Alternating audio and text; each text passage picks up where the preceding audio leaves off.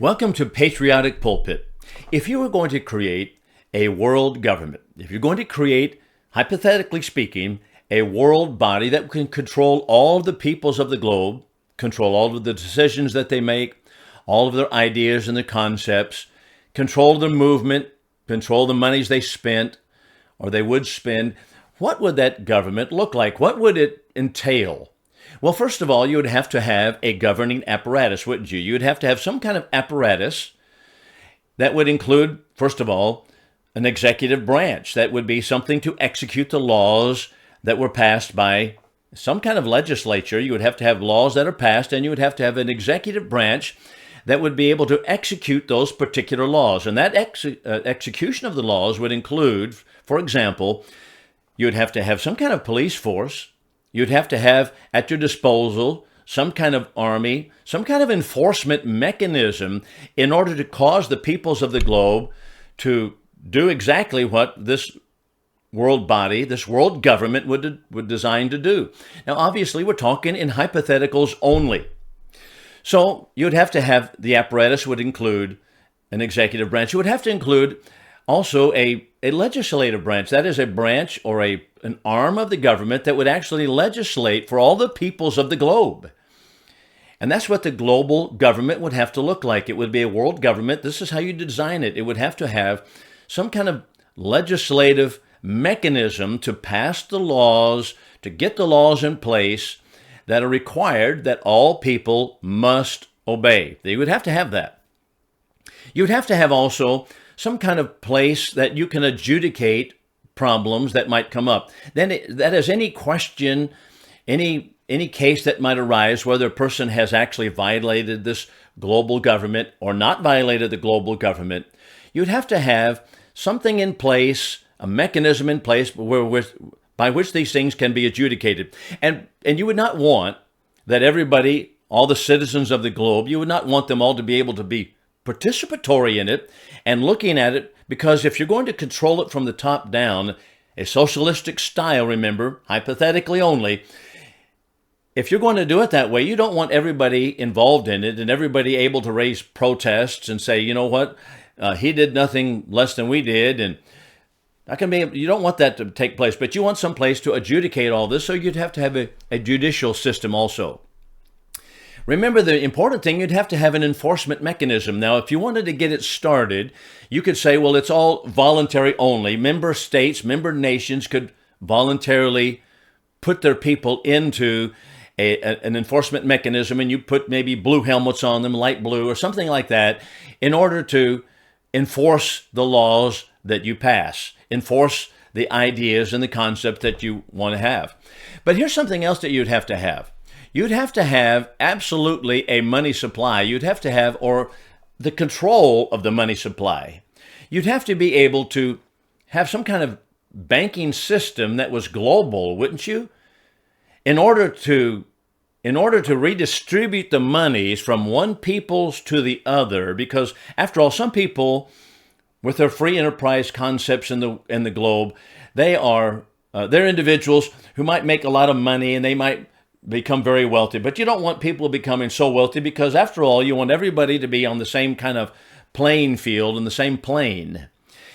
And so you'd have to have some kind of world bank to take money from the wealthy countries and give it to the poorer countries. After all, that's only right, that's only fair. You'd have to have a global or international kind of banking system, would you not? Well, obviously you would.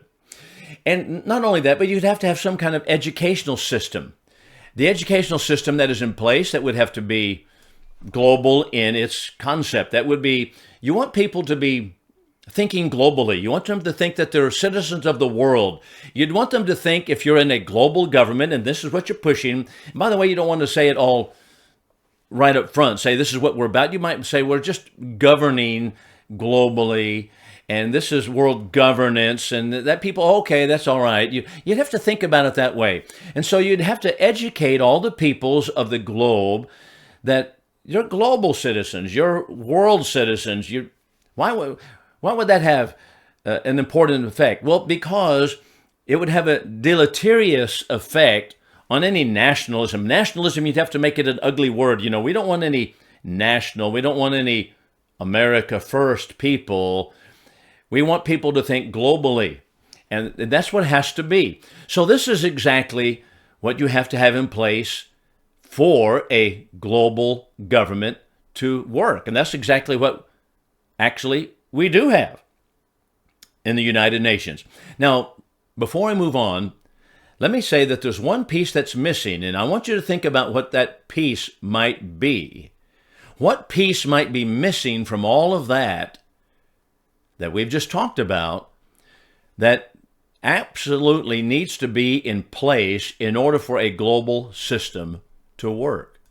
Now, before we get to that, let's think about exactly, this is precisely what is already in place with the United Nations. Now, at first, the United Nations, of course, born in 1945, the United Nations, they tried to start it back in Woodrow Wilson's period. And Woodrow Wilson, remember, in the early part of the 20th century, he wanted, and they called it the League of Nations. But, you know, there were a lot of American senators and congressmen who were on board, but there were some senators and congressmen who were not on board, and they said, oh, this is going to remove the sovereignty of the United States. And they said, no, we're not going to do that. And so that didn't work. It was scuttled. But finally, they had a man in place, and that was Franklin D. Roosevelt. And boy, he was all, let's make it global.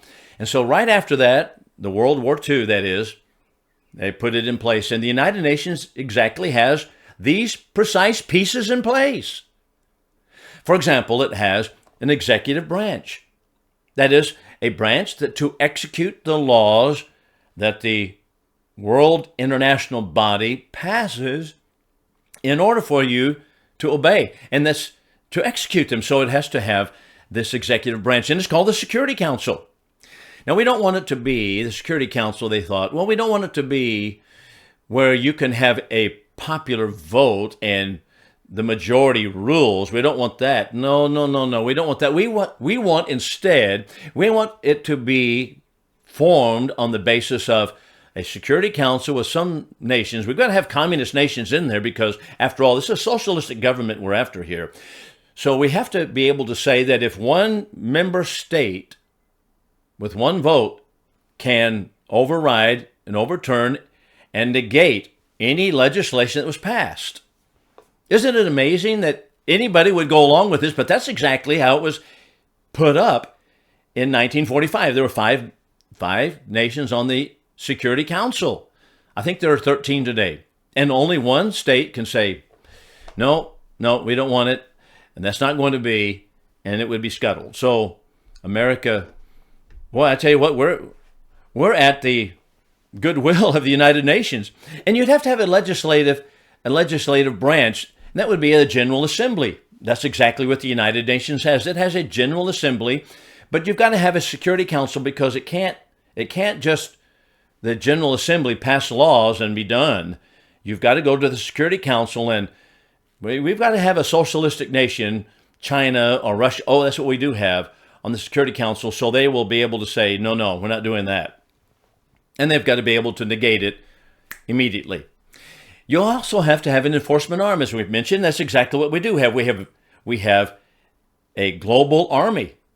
Oh, they do wear blue helmets, and they have a flag. It's not a nationalistic flag. It's an international flag, a picture of the globe on it, and that's exactly what we have. And they have it's a international police force. And we have to be able to disarm different member states, and so they have to have power. So that's what we do have. It's voluntary only at this point, but, we need to make it a permanent one, and that's what many of our presidents have wanted to do.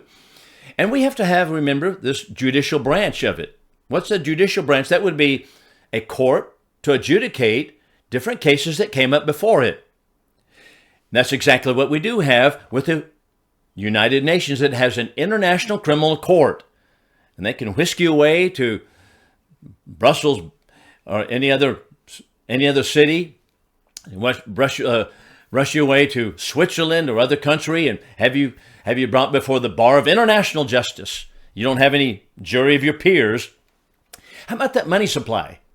You'd have to have that money supply, remember, in place. And that money supply is exactly what we do have. Not simply the money supply, but the control of the money through an international banking system. That's exactly what the United Nations has. There's the World Bank, the International Monetary Fund. What's the purpose of it? Well, the purpose of it is that we might siphon off the money from wealthy nations, I wonder who those are, America, and redistribute to other nations, because that's the socialistic mantra. So you have to have that money supply. You'd have to have an educational system in place. That's exactly what the United Nations has. It's called UNESCO. That is, United Nations Education, Scientific, and Cultural Organization. And it is to mandate the educational system that is done in any nation that would be resistant, because we have to create global citizens. We have to address education. We have to train people to think globally and what's good for international rights instead of nation states. You'd have to have a health system in place, and the health system that was, it does have that. The United Nations has the World Health Organization. So if they tell you to take the shot, you're going to have to take the shot, and that's all, whatever it might be. And that's exactly what we do have in place, the World Health Organization. But remember, I pointed out there's one area, one specific area that really is not yet touched. We have not touched upon it yet. And I wanted you to think what it is. And that is religious belief. Because religious belief are those concepts given to us by God, natural law, and through His revelation, the Bible, that teach people that rights are given to us by God and that governments are not to be removing those rights. That is, unless we have violated the law. And we are to be protected in our natural rights by a government. And that's exactly what the Bible teaches. So we're going to have, if we have this international body, something in place to replace biblical Christianity. And that's exactly what the United Nations is after right now. We'll talk more about that in just a moment. We've seen what this world government would have to look like. But the one leg that is missing is the spiritual aspect, a religious element to it. And that is exactly what the United Nations has been working on for many, many years. And we'll look at some things pertaining to that in just a moment. Let's back up and think about, we have the world government in place, that is the world governance, and it has basically 6 different legs to it. And one of the legs is what is called ECOSOC, that is Economic and Social Council. And the social element of this ECOSOC, that would be the Social Council of the United Nations, has beneath its aegis, beneath its umbrella, it has the World Health Organization, it has the World Bank, and it has also UNESCO, that is the United Nations Economic Social Council, but it also has a United Religion International. You see, they've planned also for all of this for many, many years. United Religion International, URI, look it up. So, the United Religion International. So let's just think for a moment in broad terms. Why would we need a world religion? If we're going to have a world government, why would we need a world religion? We've talked about it in the first segment some. Let's just go back to one of the socialist founders, and that would be Joseph Stalin. Remember, Karl Marx called himself a socialist, a scientific socialist. He was anything but scientific, but called himself a scientific socialist. Joseph Stalin was a socialist, and here's what Stalin had to say regarding America. He said, America is like a healthy body, and its resistance is threefold. Resistance in America is threefold. Number 1, patriotism. Number 2, morality. Number 3, spiritual life. If we can undermine these 3 areas, America will collapse from within. All right, let's think about those 3 areas for a moment. Patriotism, that would be America first. We don't want America first. Matter of fact, there was a man who ran for president, became president on an America first agenda.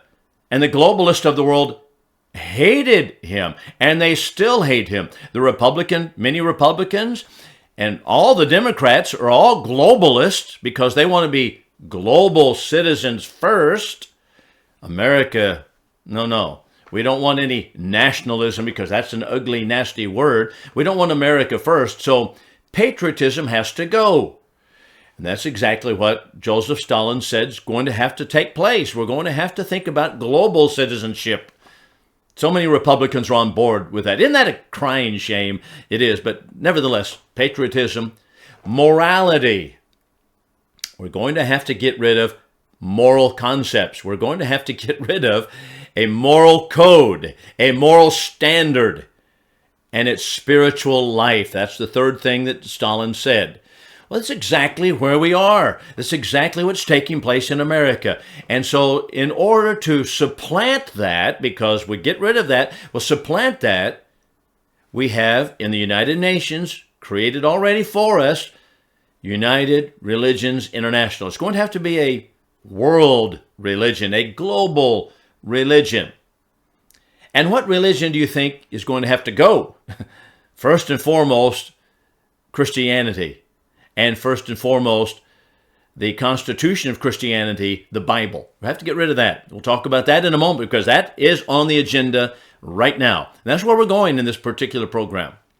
So here's a globalist. He was actually a Catholic priest, I believe, and is a Frenchman by the name of Pierre Teilhard de Chardin. He said, the fate of mankind, as well as of religion, depends upon the emergence of a new faith in the future. So he was, as we know him today, a New Age theologian.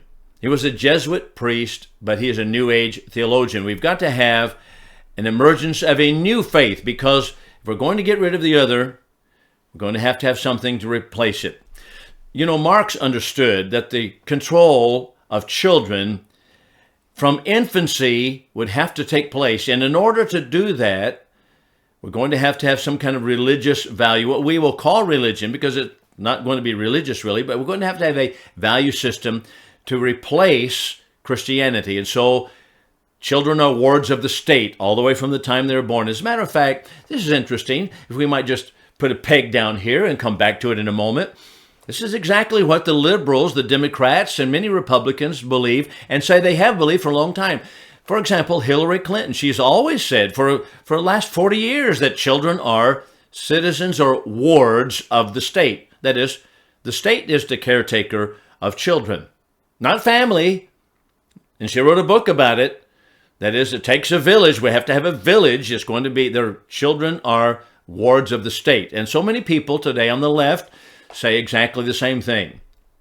So, children are wards of the state.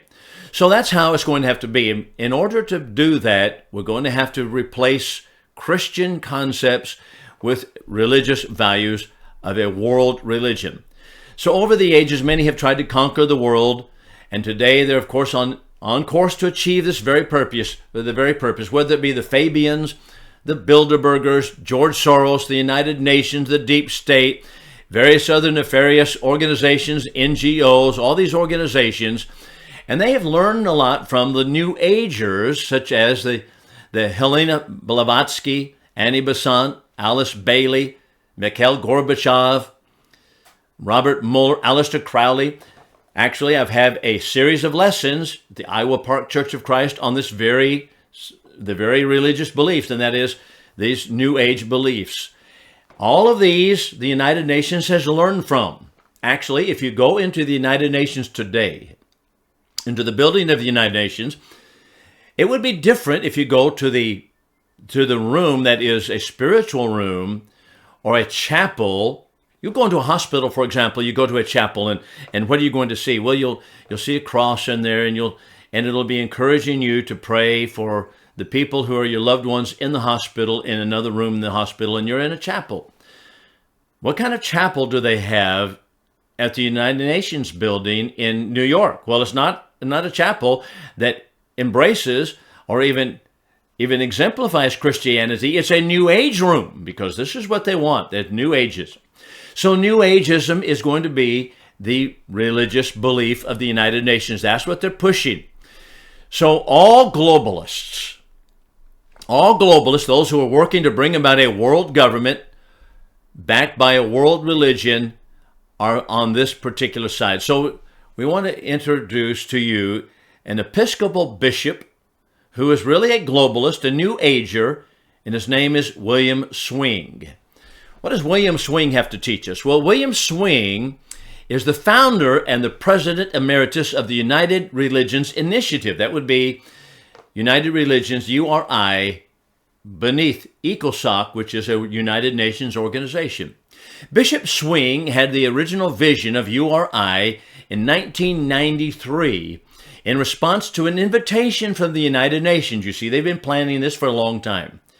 And they asked him to host an interfaith service honoring the 50th anniversary of the signing of the United Nations Charter. So here's how Bishop Swing, the Episcopal bishop, put it. He said, the United Nations telephoned me in 1993 asking me if the United Nations could come back to Grace Cathedral for its 50th anniversary. Of course, he said. But the stated vision was that the UN wanted all the nations, all the religions at the big service. An absurd request, he said, but some of us spent 2 years trying to figure out how to get all the religions shoehorned into that tiny little boot. This absurd exercise changed our souls. When the UN 50th was over, we were intoxicated by a vision. If there was a United Nations, what about creating united religions? All religions in one. In an interview in the San Francisco Chronicle 4 years later, Bishop Swing decided that there was indeed a need to rewrite the scriptures and the theology of all the world's religions. Oh, here you go. I told you they're after the Bible. They're after Christianity. They want to rewrite the scriptures and the belief system, the theology of the world's religion. But it's not all the world's religions they're really after. They're after Christianity. They're after you. That's what the United Nations is after. And so here's how Bishop Swing went on to talk about it. He said, maybe, this is the interview in the San Francisco Chronicle. He said, maybe we have to take a deeper look at theology. I think that religions are based on assumptions of truth being mediated from the creator to the created. That's an assumption. You believe the Bible was given you by God? No, that's an assumption. We've got to get rid of that. These truths are divinely inspired and sacred for the people who hold them. I think all religions of the world have a blind spot. I wonder who he has in mind here. Oh, that's you. If there's a united religions pursuing a dialogue in depth, it begins to ask larger questions and force religions to make larger statements. We've got to be more inclusive. You cannot be so narrow-minded as to believe that Christ is the only way to heaven, that he's the way, the truth, and the life. And as a matter of fact, we do have on tap to read to you from statements that are made by other United Religion people and globalists, that is exactly, in so many words, what they tell us they're after, to destroy New Testament Christianity. We'll be back in a moment. If you want to receive or be able to have access to Patriotic Pulpit, we are on a couple of apps that you can have. Number one would be the Amazon Music app, Patriotic Pulpit, or you can find it on Spotify app as well. I have a website which is behind the scenes called American Liberty with Bill Lockwood. That was what we used to call the show. There is a button on there that you can have a donation button. If you wish to help the program, support it, that's completely up to you. So you have that access also. We also have articles on the News Talk 1290 website. News Talk 1290 is a radio station out of Wichita Falls. It's also a 96.3 AM dial. We're also appearing in, or on the radio, in Abilene, also in Lubbock. And so those are the areas that you can find the material that I have here. Now there's also another website that you can go to, and that is Bible Studies with Bill Lockwood. I'm at the Iowa Park Church of Christ. I preach in the pulpit of the Church of Christ. And so you can go to Bible studies with Bill Lockwood. You can find things there. My sermons are there. You can find Bible class material. We're teaching on the book of Revelation on Sunday mornings. You have sermons that are there, reaching all the way back for however many years it may be. So that's how you find us. There's also the website, iowaparkcoc.org, iowaparkcoc.org. So that's how you find the material. That's how you get in touch with us. Support us if you wish to do so. Let's go back to this global religion for just a moment, this globalist idea. Now remember, we're talking about Bishop Swing. Bishop Swing is pretty interesting man. Episcopal bishop, you think, well, the Episcopals are Bible believers. No, not at all. No, not at all. Here's an Episcopal bishop, and he said, listen to this. Here's what he has to say regarding God, and I want you to hear carefully what he has to say. Since the purpose of religion is the service and worship of God, and he uses God, capital G here, all religions and spiritual movements need to have a common language and common purpose for all to worship a shared God. And on this God, he uses a small g. All of us have in common a shared God. What exactly is he talking about? What does he have in mind on this? Then he goes on to say, there are hundreds of religions that have jumped, and he's talking about hundreds of religions who are sharing this God. And what does he have in mind by that? Well, he goes on to say, for more than 100 years, visionaries have been dreaming of a day when the world's religions could work together for peace. That day is coming soon. Now, think about what he just said. 100 years or more, people have worked on bringing all these religions together to worship a shared God, small g. Sounds paganistic, doesn't it? Well, it is paganistic. That's all that it is. And this is an Episcopal bishop, Bishop Swing. Now, not only so, but working 100 years. That sounds conspiratorial, doesn't it? You mentioned conspiracy, and people just, they throw a shoe. They actually bust a gasket. They go, Well, here they are talking about it. Bishop Swing says, we've been working for 100 years to get this in place. That takes us back to, let's see, that's the time of Woodrow Wilson, where he had the League of Nations, and they wanted to get United Religions at that point. Also, the United Religion Initiative. Exactly so, Bishop Swing tells us. So let's go back to another man for just a moment. And that man is Pierre Teilhard de Chardin. I think that's how you say his name, Frenchman. He says, every aspect of existence, from the earth itself to human beings, as moving to the purposeful forward motion to the omega point. And for him, that is the person moving in this direction, Christogenesis is the process by which the universe turns completely into Christ. It's simply the last phase of evolution. He presented to the people of his day a new world religion he considered as Christian, writes another person. But it was merely the vehicle for moving humanity to a new theological mindset, Christogenesis. The universe becomes completely Christ. This is New Age nonsense. Here's another religious individual, a Catholic priest, not an Episcopal priest this time, making this concept. You see, Teilhard believed that he was giving the world a better Christianity, a religion that blended faith in God with faith in the world. Chardin openly referred to this as the birth of a new faith. This is exactly what they desire, the birth of a new faith. That's precisely what they're driving to. So what does that mean? Forget your Bible. Forget the Bible at all. We don't need the Bible. They don't want it. Matter of fact, they hate the Bible. We'll see that in just a moment. Before we get there, let's talk about another individual. His name is Brock Chisholm. He's a UN globalist again. He says to achieve world government, Brock Chisholm now, to achieve world government. You see, they're unabashed in what they say. It is necessary to remove from the minds of men their individualism, their loyalty to family traditions, national patriotism, and religious dogmas. Now, where have we heard that before? Where did we hear that just today? You heard it from Joseph Stalin.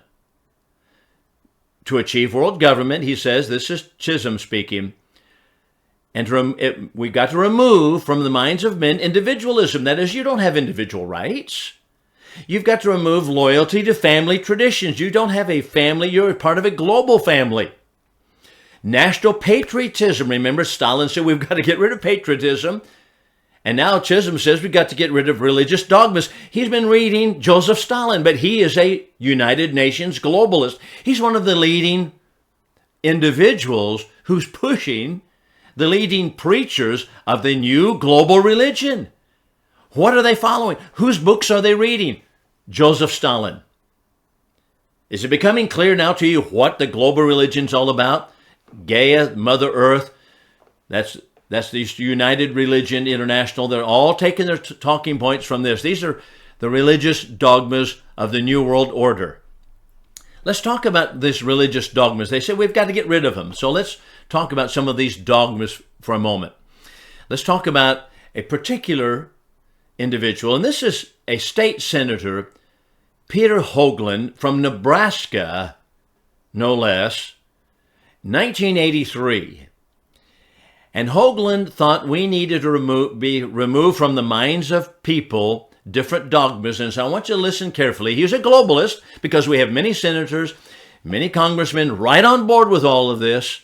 Not just the Pierre Chardon, not just the Bishop Swings, not that only, but you have senators and congressmen, Hoagland being one of them. And Hoagland said this in 1983, no less. Get this.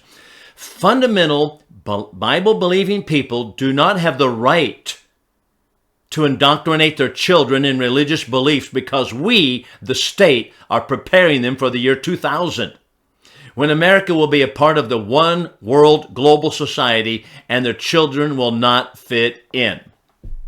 Oh, so there you have it. He's a globalist, and he's Democrat from the state of Nebraska. Where does he differ from Hillary Clinton? Well, he doesn't.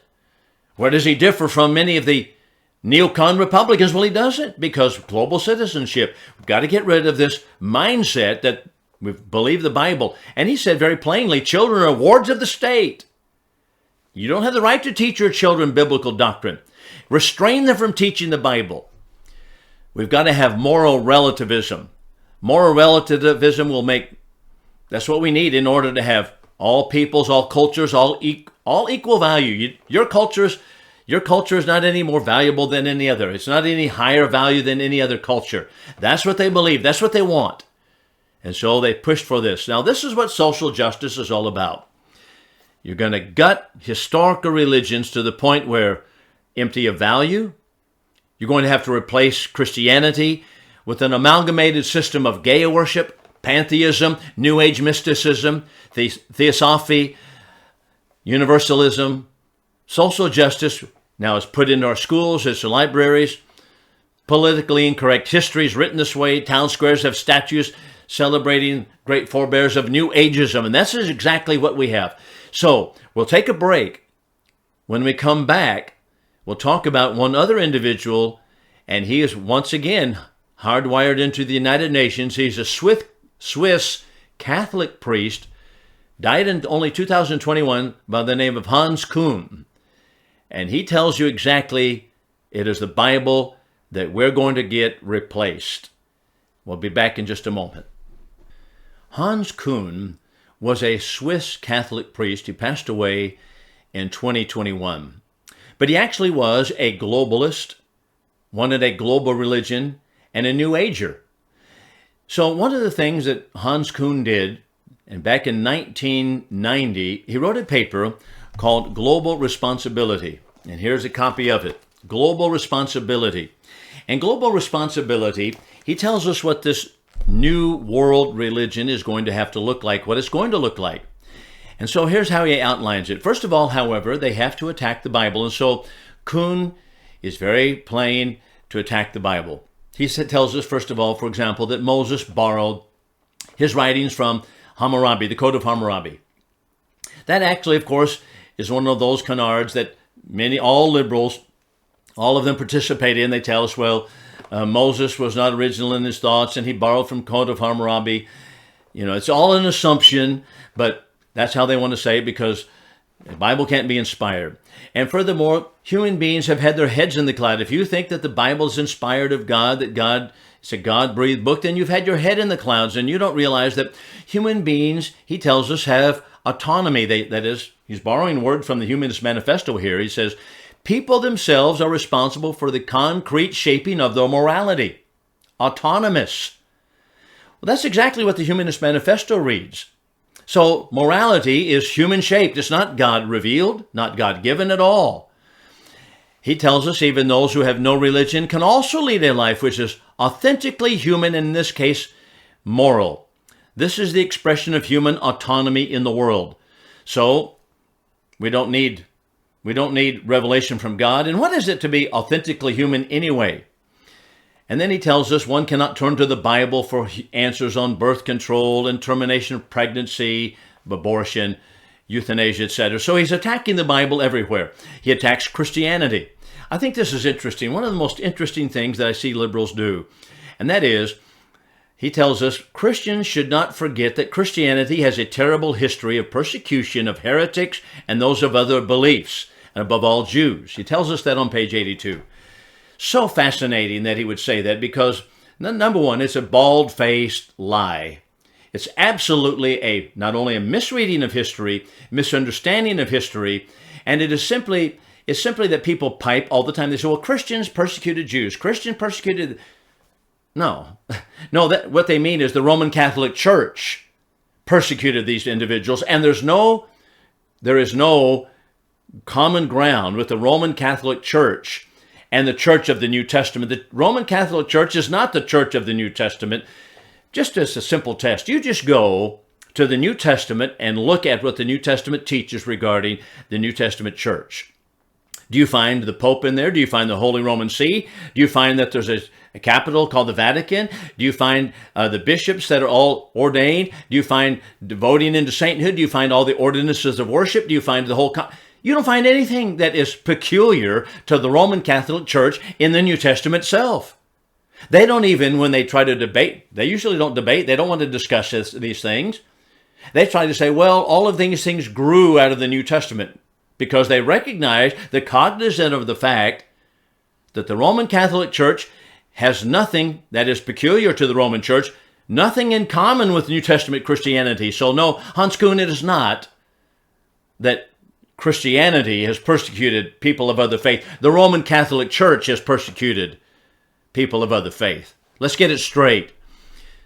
But he should have known that. He is a Catholic priest. He attacks God. He says God is a construct of the human mind. And he says you need to quit appealing to the divine. Instead, you need to listen to such voices as, I suppose, UNESCO, that is United Nations Educational, Scientific, and Cultural Organization. He attacks Jesus Christ. He says Christ is not the only way to heaven. Jesus said, I'm the way, the truth, and the life. But if you believe that, you're closed-minded. You're a simple-minded person. You have your head in the clouds. He said truth has been given to other people as well. This is Hans Kuhn speaking. And capitalism. He attacks capitalism throughout this book called Global Responsibility. Capitalism is simply free enterprise. I have the freedom to buy, the freedom to sell, the freedom to try, the freedom to fail. And Paul tells us if a man doesn't work, neither let him eat. If I work, then I'm able to gain, I'm able to make. If I want to save my money and become wealthy, that's my business.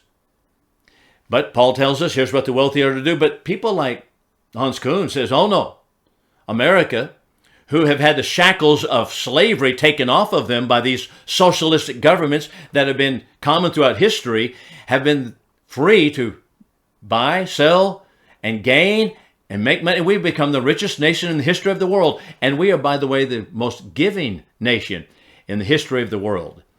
Now, I've said all of that to lead us to a couple of things. Well, what does this new religion look like? Well, it has to be worship the earth. So that's exactly what Hans Kuhn says. We have to have a new covenant with the earth between humans and nature, because we're destroying the environment. Planetary responsibility. This is their religion. Reverence for nature. These are quotes that I take right out of his particular book here. The ecosystem, he says, has priority over the social system. Survival, he tells us, is more important than better living. That is, we have to survive. We have to give to the planetary cause. And so that becomes their religion. So there's a new ethic, global standards, new religion, joining together of all of these, and they want united religion. But in order to do that, we've been pushing to this point the entire program. What are we going to have? We're going to have a new book. And so do you know, right now, while we speak, the United Nations and its sister organization, which is called the World Economic Forum, has a new mission. And that is to rewrite the Bible. That's right. We need a new Bible because we need a new unifying Bible, and that will be politically correct. We need a correct one. So the World Economic Forum has once again put forward the idea that we need a new Bible, and it has received so much backlash from Christians and conservatives. You can read about it in the Western Journal. The senior advisor is Yuval Noah Harari. He recently proposed the concept of an AI-generated new Bible to establish a unified, correct religion. Harari then candidly expressed the ultimate goal of the globalist agenda for the Bible. AI, he says, can create new ideas, and it can even write a new Bible. Well, why do we need a new Bible? Well, as Hans Kuhn and the globalists, all those William Swings, those Episcopal bishops, the Pierre Chardon, those Catholic bishops of yesteryear, and the Swiss Catholic bishops and the Episcopal bishops, they all say the Bible's not inspired. And you, by the way, you go to the Methodist Church, the United Methodist Church, or you go to the National Council of Churches, and you'll find exactly the same thing. They don't believe the Bible's inspired of God. No, not at all. We need a new one. And who's going to give it? Now, the World Economic Forum says, as the spokesman saying, his name is Harari, says, we need a new Bible. So I want you to listen carefully to what Harari has to say regarding the new Bible that we need. He elaborates, throughout history, religions dreamt about having a book written by a superhuman intelligence. There you have it. We wanted a superhuman book by a non-human entity. In a few years, there might be religions that are actually correct. Just think about a religion whose holy book is written by an AI, artificial intelligence, that can be a reality in a few years. So Harari, his fellow globalists, they want a contemporary book. They want a modern book. They want a new Bible. And the Bible we have is all fake news. It's a fake book. Well, I'll tell you this. This is interesting. Let them step up to the plate. I'm happy to discuss in any polemic platform with any one of them or all of them that the Bible is the inspired, all-sufficient Word of God. And it is the final revelation from God to man. And it is the correct, inspired book that is superhuman intelligence, God-given. And all of that we're reading about, the new Bibles, the united religion, all of that are false religions and false books. But you don't have anybody wanting to stand up on a polemic platform and say, let's discuss it, let's debate it in a rational fashion. All you want simply, they want the united religion, connected, hardwired, joined at the hip with the United Nations, global government, pushing it down and erasing the Bible that we have. That's what they're after. The United Nations, united religions, they're after you. They're after the Bible, the holy book of God.